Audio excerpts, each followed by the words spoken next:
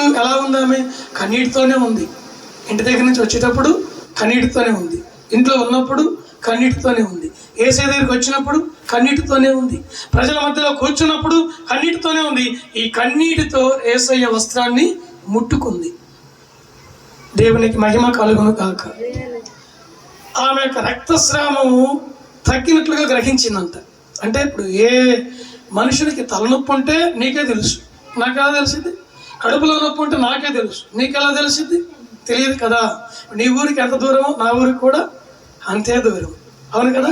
ఇప్పుడు నీకున్న బలహీనత నీకు తెలుసు, నీకున్న వ్యాధి నీకు తెలుసు, నాకున్నది నాకు తెలుసు. అలాగే దేవుని బిడ్డలారా, ఆమె యొక్క రక్తస్రావము కట్టినట్లుగా గ్రహించిందంట. నా వ్యాధి తగ్గింది, నేను స్వస్థత పొందుకున్నానని చిన్నగా అక్కడి నుంచి లేచి 2 అడుగులు వేసింది. వెంటనే ప్రభు అంటున్నాడు, నాలో నుండి ప్రభావము బయటకు వెళ్ళిపోతుంది. ఎవరు ఆ వ్యక్తి? ఎవరు అని చెప్పంటే, దేవుని బిడ్డలారా, నేరుగా ఆ ప్రజల మధ్యలోనే, ఆ ప్రజల గుంపులోనే వచ్చి, అయ్యా నిన్ను ముట్టిన దానను నేనే. అప్పుడు కూడా కన్నీళ్ళు విడుస్తూనే సాక్ష్యం ఇచ్చింది ఆమె. అంటే ఒక స్త్రీకి వచ్చినటువంటి వ్యాధిని బట్టి, ఆ జబ్బును బట్టి, ఆ రోగమును బట్టి ఎన్ని కన్నీళ్ళు విడిచిందో ప్రభుకే తెలుసు, అవునా. ఎవరిచ్చారు ఆమెకు స్వస్థత? దేవుడు ఇచ్చాడు. దేవుని నామానికి మహిమ కలుగును కాక. కనుక మనం గృహంలో ఉండవచ్చు, లేదంటే పొలంలో ఉండవచ్చు, లేదంటే ఊర్లో ఉండవచ్చు. కలిగినటువంటి అపాయాన్ని బట్టి ఎవరు కన్నీళ్ళు విడుస్తారు? ఇప్పుడు భర్తకి ఆరోగ్యం బాగాలేదండి, భార్య కన్నీళ్ళు విడిచిద్దా విడద్దా? భార్యకి ఆరోగ్యం బాగలేదు, భర్త కన్నీళ్ళు విడుస్తారా లేదా?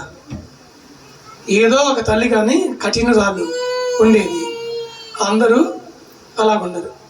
ఒక తల్లి సాక్ష్యం విన్నా, మా ఆయన ప్రభు నమ్మకం అంటే నమ్ముకోలేదు, నేను నమ్ముకున్నట్టు నుండి నన్ను హింస పెట్టి కొట్టాడు, అయినా మా ఆయన నేను భరించా, 20 ఏళ్ళు నేను నమ్ముకొని అని అంది.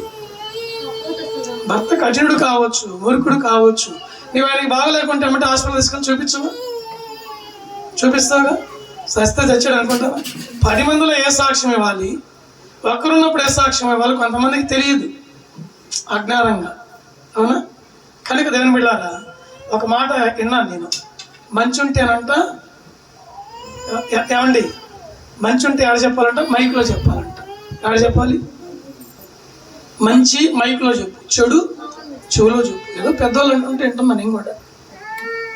కుటుంబ విషయమే కావచ్చు, భార్య విషయమే కావచ్చు, భర్త విషయమే కావచ్చు, కుటుంబంలో చెప్పుకునేది కుటుంబంలో చెప్పుకోవాలి. ఏమండి జ్యోతిమ్మ గారు, అవునా. కుటుంబంలో చెప్పే మాట కుటుంబంలో చెప్పుకోవాలి, 10 మందిలో చెప్పే మాట 10 మందిలో చెప్పాలి. ఇప్పుడు 10 మందిలో చెప్పే మాట కుటుంబంలో చెప్పి, కుటుంబంలో చెప్పే మాట 10 మందిలో చెప్పి విలువ ఏముంటుంది? మంచి ఉంటే మైకులో చెప్పు, చెడు ఉంటే చెవులో చెప్పు. అంటే కొన్ని దాచేటివి దాయాలా, కొన్ని చెప్పేటివి చెప్పాలా.